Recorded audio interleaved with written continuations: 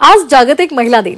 भारतीय स्त्रियांना समान अधिकार मिळवून देण्यामध्ये अनेकांनी महत्त्वाची भूमिका बजावली आहे। भारतीय संविधानाच्या निर्मितीमध्ये सुद्धा 15 कर्तृत्ववान महिलांनी सहभाग नोंदवला होता। स्त्री शक्तीचा अमूल्य वाटा उचललेला होता आणि याच महिलांचं नाव संविधान निर्मितीमधील योगदानासंदर्भात इतिहासामध्ये सुवर्ण अक्षरांनी कोरलेलं आहे। भारतीय संविधान आपल्या देशाच्या लोकशाही मूल्यांचं मूर्त स्वरूप आहे। भारताच्या संविधान निर्मितीमध्ये महिलांचाही मोठा वाटा आहे। दलित, मागासवर्गीय आणि अल्पसंख्याक महिलांचा आवाज बुलंद करण्यामध्ये 15 नामांकित महिलांनी संविधान सभेमध्ये आपलं योगदान देत समान अधिकार मिळवून देण्याची भूमिका बजावली आहे। भारतीय राजघटनेच्या निर्मितीत स्त्रियांचा मोठा सहभाग होता।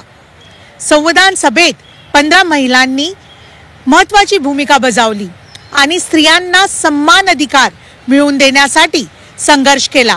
आज त्यांच्याच योगदानामुळे स्त्रियांना शिक्षण, राजकारण, समाज सुधारणा आणि रोजगाराच्या संधी सन्मानतेने मिळत आहेत।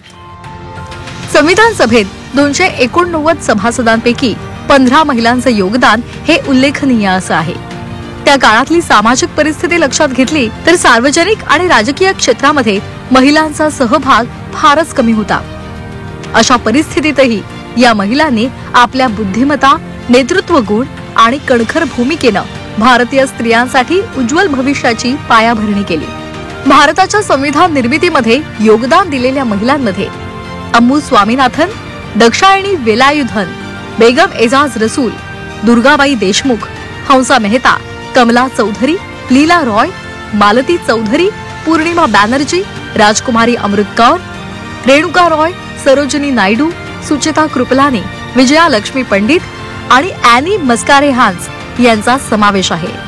ही नावं केवळ संविधानाच्या पानावर नव्हे तर भारतीय लोकशाहीच्या इतिहासात सुवर्णाक्षरांनी कोरली गेली आहेत। संविधान निर्मितीत योगदान दिलेल्या या स्त्रियांना झी 24 तासचा मानाचा मुजरा आणि तुम्हाला सगळ्यांना महिला दिवसाच्या हार्दिक शुभेच्छा।